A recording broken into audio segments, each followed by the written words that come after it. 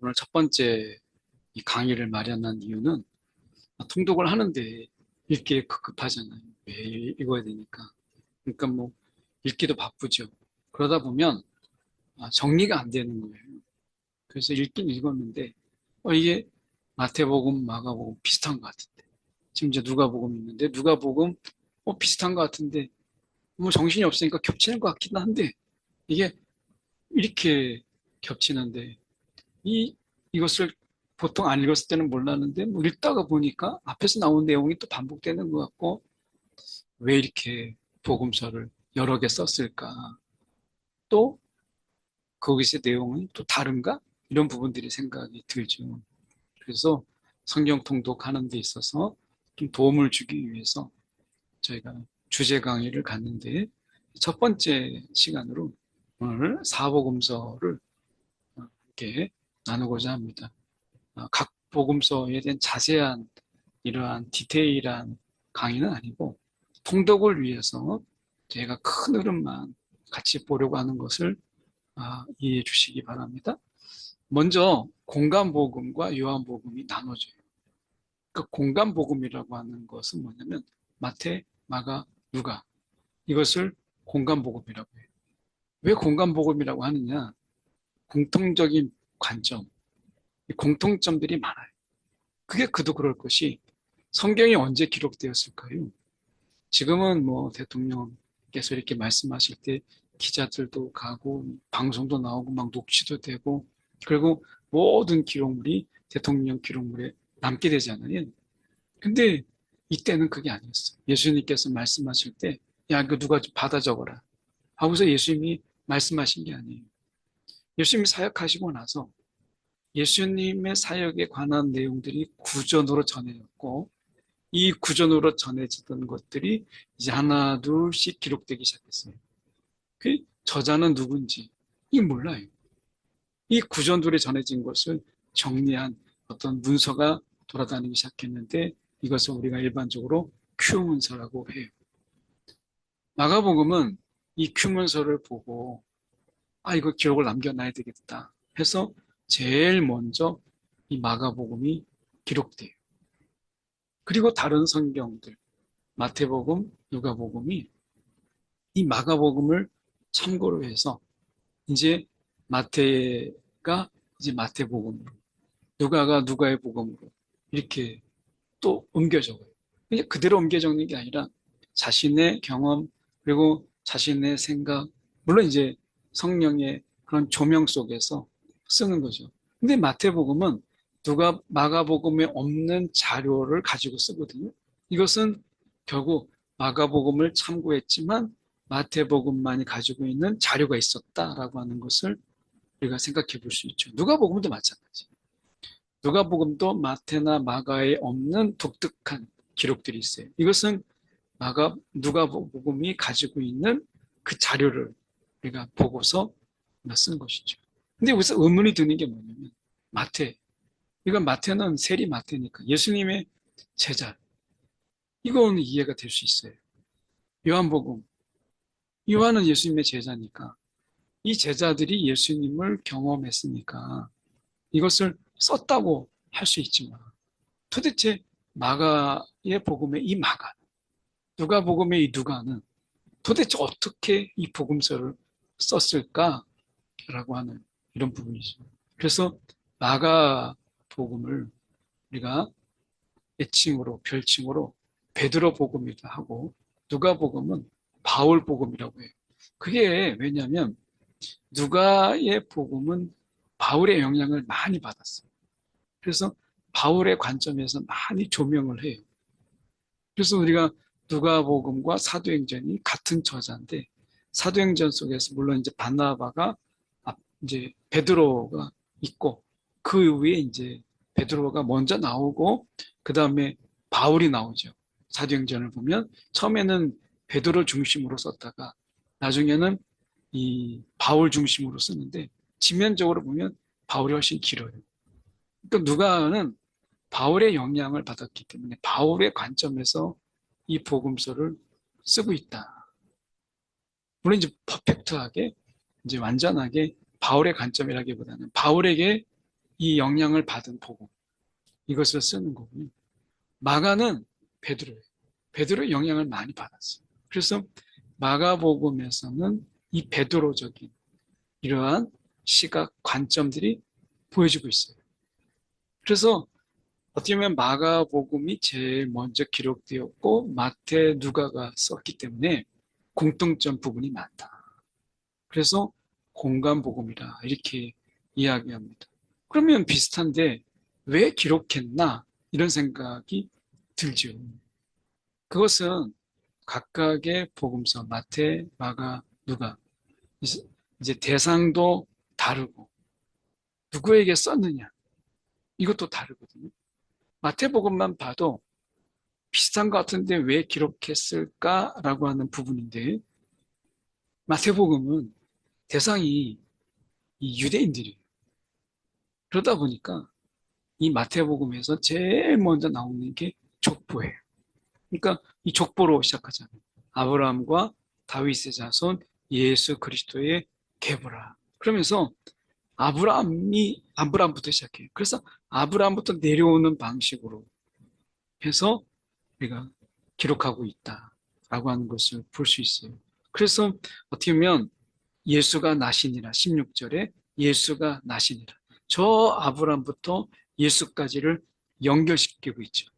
그래서 앞선 선조부터 예수까지 연결시키는 이 족보가 필요했던 거죠. 왜냐하면 유대인들에게 있어서 예수는 자신과 상관없는 게 아니라 족보를 따라가다 보니까 같은 조상들이네 이렇게 되는 거죠. 그래서 마태복음은 유대인들을 위한 이 복음서를 쓴 거예요. 그런데 내가 이렇게만 하면 반은 맞은 거예요. 근데 반은 틀려요. 왜냐하면 마태복음은 유대인만을 위해서 기록한 건 아니다. 라고 하는 거지. 그게 족보가 우리가 나오잖아요. 우리가 보면 당장 5절에 라합이라고 하는 여인이 나오고 그리고 룻이 나와요. 이것은 우리가 알다시피 이방 여인이죠.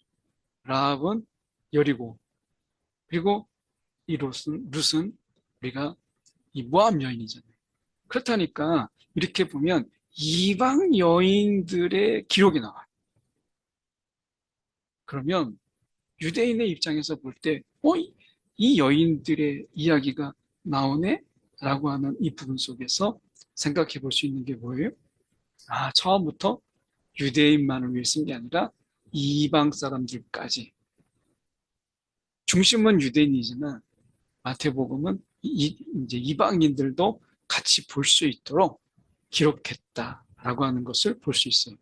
그러면 마태복음에서 이야기하려고 하는 것은 예수님이 왕이시다.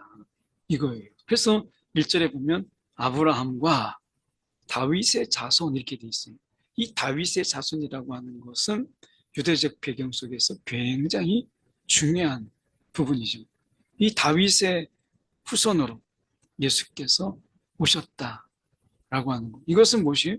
예수가 왕이다. 결국 마태복음에서는 예수가 어떤 예수냐? 그것은 왕이시다. 라고 하는 것을 보여줘요. 그리고 그 왕이 다스리시는 하나님의 나라. 이것을 마태복음에서 강조하고 있는 것이죠. 그래서 어떻게 보면 유대인뿐만 아니라 이방인 모두의 왕이다. 라고 하는 것을 이 라합과 룻을 넣음으로 인해서 결국에는 이방인의 왕이기도 하다라고 하는 것을 마태복음에서 강조하고 있는 것이죠. 그래서 우리는 이 마태복음은 굉장히 이 유대인적인 부분이 있기 때문에 구약의 인용이 되게 많아요. 구약 성경의 인용이 다른 복음서보다 훨씬 더 많아요. 그뿐만 아니라 마태복음의 이 구조 자체도 우리가 보면 굉장히 이 구약적이에요. 지금 7장 28절에 보면 예수께서 이 말씀을 마치심에 이렇게 돼 있어요. 이 말씀을 마치심에. 근데 이게 5군데가 나옵니다. 비슷한 게. 11장 1절에도 보면 예수께서 12제자에게 명하시기를 마치시고 그 다음에 13장 58절, 19장 1절, 26장 1절 이렇게 5 군데가 나와요. 그러니까 다섯 뭉치죠. 이것은 우리가 이 모세 오경을 빗대서 만든 거예요. 그러니까 이 마태복음은 이 저자가 단순하게 이런 예수께서 이 말씀을 마치심에, 말씀을 다하심에, 이런 것을 굳이 다섯 덩어리로 놓은 이유가 무엇이냐? 모세오경을 내가 본따서 그렇게 다섯 덩어리를 만든 거예요.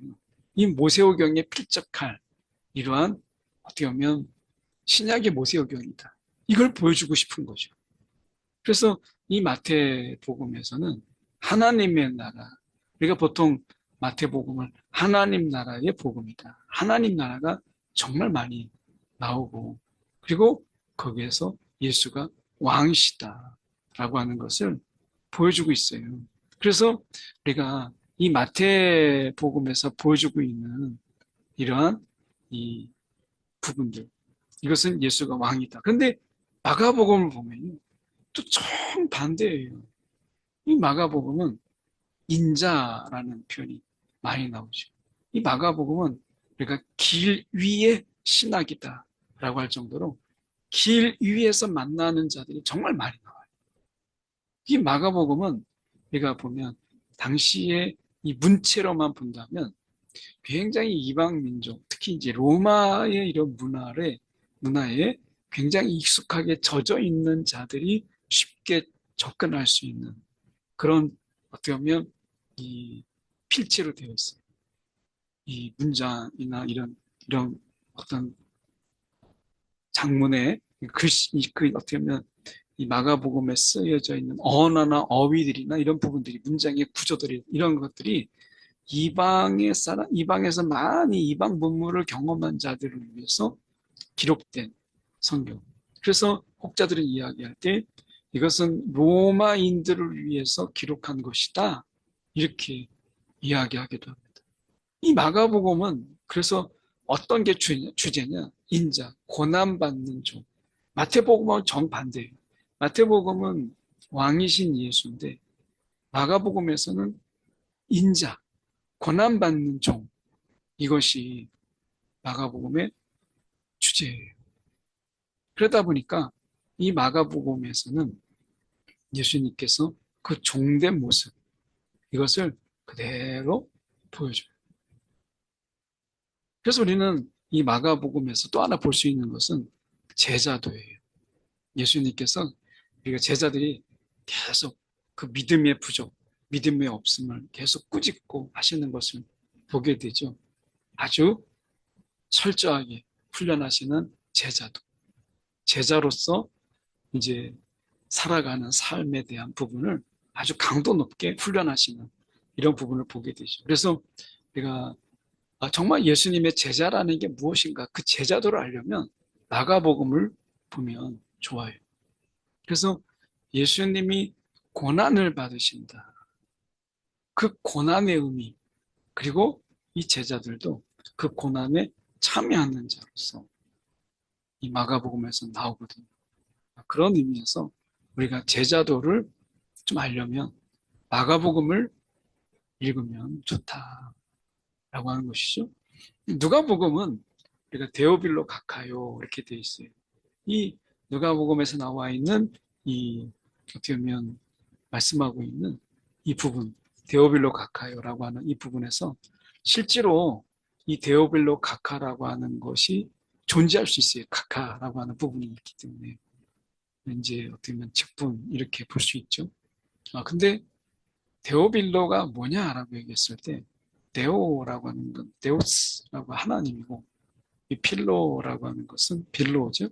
필레오 이것은 어떤 친구 또는 사랑하다 이렇게 얘기할 수 있는데 데오빌로라고 하는 것은 하나님을 사랑하는 자, 하나님을 사랑하는 모든 그리스도인 이렇게도 볼 수 있거든요.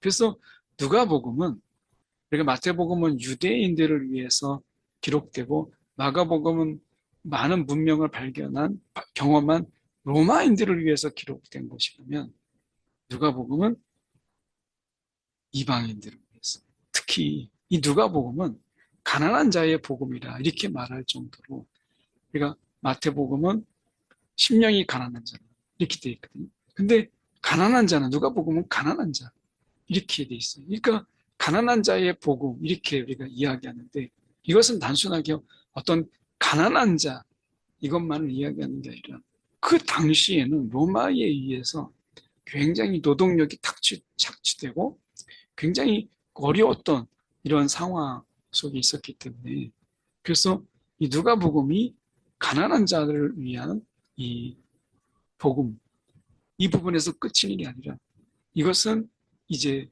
그 족보에서도 나타나는 것처럼 이 누가의 족보는 마태의 족보와 달라요.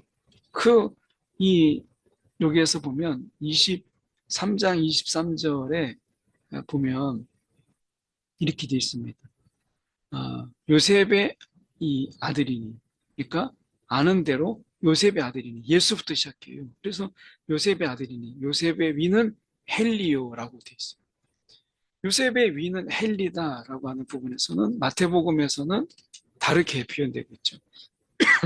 마태복음에서는 우리가 보면 1장 16절에 야곱은 마리아의 남편 요셉을 낳았다.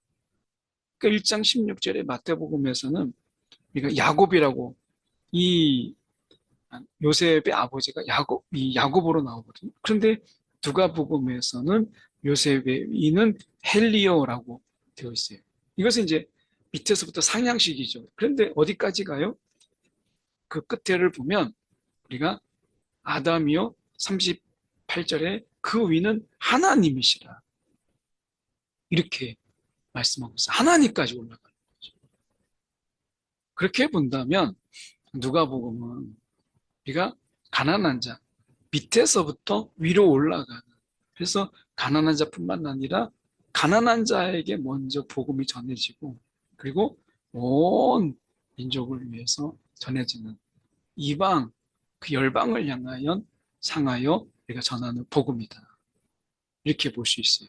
그래서 누가복음은 그 족보 자체가 예수님부터 이렇게 올라가서 결국엔 아담 하나님까지 올라가는 이런 부분인데, 좀 전에 말씀드렸던 것처럼 요셉의 위가 왜 마태에서는 야곱이라고 되어 있는데 왜 누가복음에서는 헬리라고 얘기하는, 헬리는 누구냐라고 얘기하는 거죠. 헬리는 마리아의 아버지다. 그래서 누가복음의 족보는 마리아의 족보라고 이야기해요. 결국에는 요셉의 위가 야곱이 아닌 장인인 헬리라고 기록되어 있기 때문에 이것을 우리가 마리아의 족보다 이렇게 이야기하는 것입니다. 결국엔 어디까지 갔어요? 아브라함으로 그치지 않고 아담, 하나님, 온 인류가 다 하나님의 자녀요. 아담으로 인해서 우리가 번성하고 생육하고 번성한 자들이잖아요. 그래서 누가복음은 열방을 향하여서, 이방을 향해서, 그리고 모든 자들이죠, 결국. 그럼 누가복음에서 말하려고 하는 것은 무엇이냐라고 하는 거예요. 누가복음에서 말하고 있는 이 부분은 마태와 마가와 다르게 이 누가에서 말씀하고 있는 이 하나님, 특히 이제 이 데오빌로 각하여라고 했을 때 하나님을 사랑하는 자, 어떤 한 사람이 아니라 하나님을 사랑하는 모든 그리스도인들에게 라고 하는 이야기거든요. 그러면 누가복음은 결국 누구에게 대상으로 하는 거냐면, 이게 데오빌로 각하가 실존 인물이 아니라면 모든 하나님을 사랑하는 모든 그리스도인들을 위한 복음. 이것이 누가복음이 이제 대상으로 하는, 어쩌면 이방 그리스도인들, 열방에 있는 그리스도인들, 하나님을 사랑하는 모든 그리스도인들, 이것이 누가복음에서는 대상이었다라고 하는 것이죠. 그럼 이렇게 보면 왜 비슷한데 다 다르게 기록했나? 관점이 다르다. 하나님은, 예수님은 왕이시다. 예수님은 인자, 고난받는 종이다. 예수님은 가난한 자의 친구로, 예수님은 낮은 자로 오셨다. 그 속에서 낮은 자들의 친구가 되셨고 낮은 자들을 세우셨다. 이게 각각의 다른 거죠. 그래서 내용이 다르기 때문에, 예수님을 바라보는 시선이 다르기 때문에 이렇게 복음서가 기록되었다. 그럼 마지막으로 우리가 요한복음을 봐야 되겠죠. 이 요한복음은 공간복음과의 차이가 있어요. 기록 연대가 적어도 한 20년 정도 차이가 납니다. 그러니까 요한복음은 사도 요한이 어머니 마리아, 예수의 어머니 마리아를 이 사도 요한에게 맡기셨죠.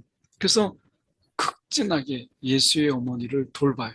그러다가 뒤늦게 이제 사역을 이제 하죠. 그러다 보니까 공간복음하고는 좀 차이가 있게.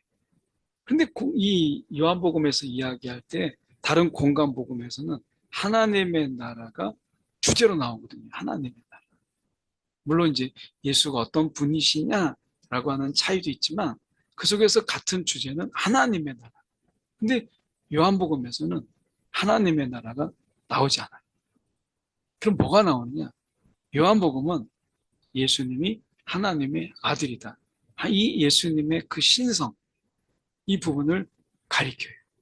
오히려 누가복음은 예수님의 그 인성에 관해서, 누가복음은 예수님의 인성에 대해서 다루고 있다면 요한복음은 예수님의 신성을 다루고 있어요. 그래서 요한복음에서 나오는 게 뭐냐면 나는 길이요 진리요, 이게 에고 에임이거든요. 헬라어로 이것은 나는 뭐뭐이다 라고 하는 거. 이게 어디서 나오죠? 여호와. 이 여호와라는 말이 이게 나는 이다 라는 뜻이거든요. 그래서 이 여호와라고 하는 이 말은 거기에 히브리어로 우리가 보면 거기에는 나는 뭐뭐이다 라고 하는 거예요. 이 표현이 에고 에임이에요. 그래서 하나님은 나는 가로이다. 하나님은 전능자이시고 치유자이시며 치료자이시며 하나님은 승리자이시며 하나님은 치료자이시다. 계속해서 들어갈 수 있잖아요. 치료.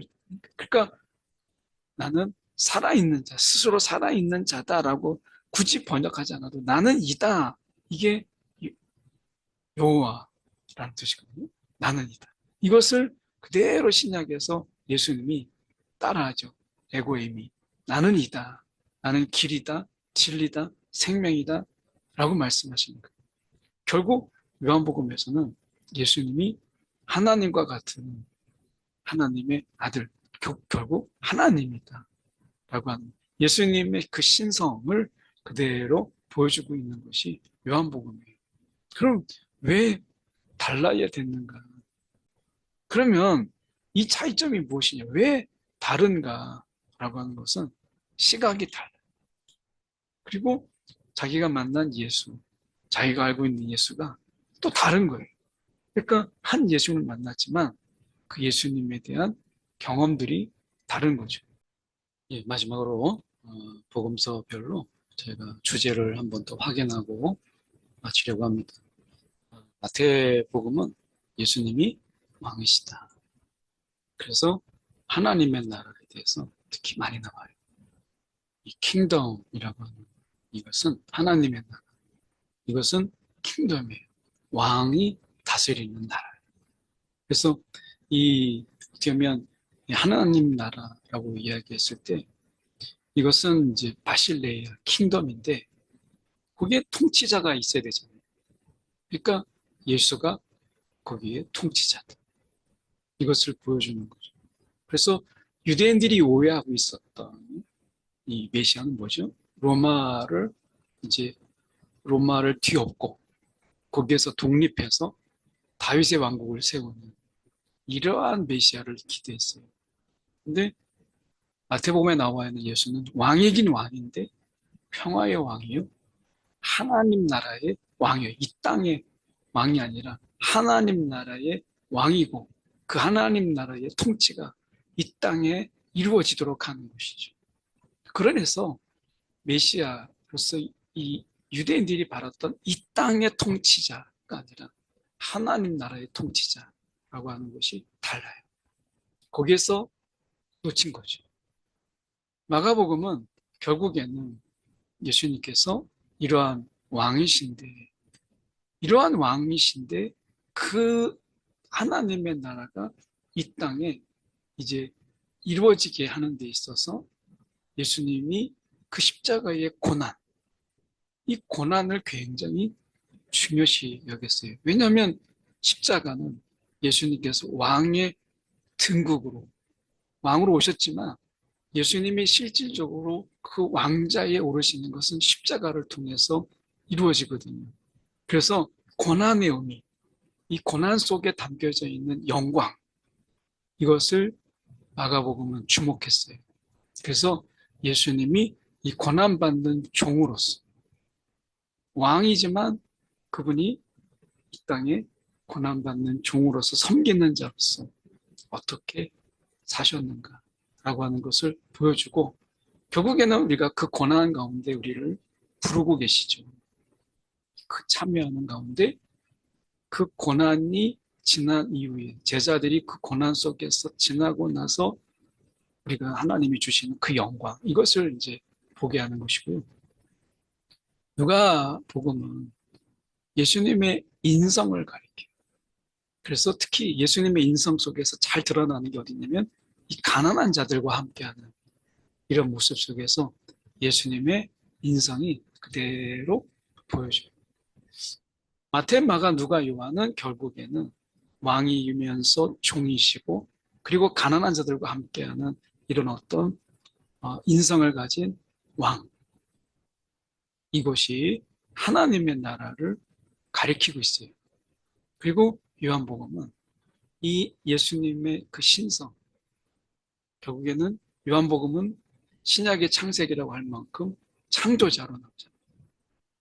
그러니까 우리가 태초에 이렇게 나오잖아요. 요한복음이 태초에. 이 시간은 물론 우리가 창세기에 나와 있는 시간과는 다르죠.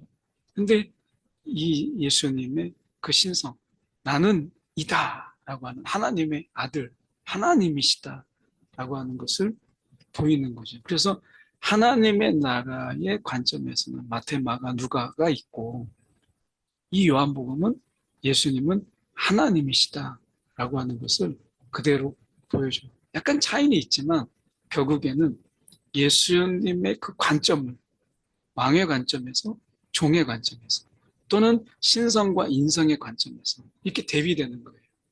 왕의 관점과 종의 관점이 완전히 대조적이잖아요. 또 인성과 신성이 또 대조적이잖아요. 이러한 다양한 관점에서 예수를 조명하고 있다. 이게 복음서다. 결국에는 복음이 뭐냐라고 얘기했을 때는 예수님이 복음이에요. 예수님의 삶이 복음이고 예수님이 복음이죠. 오늘 결국에는 예수를 가리키고 있다라고 하는 거 저희가 함께 살펴보았습니다.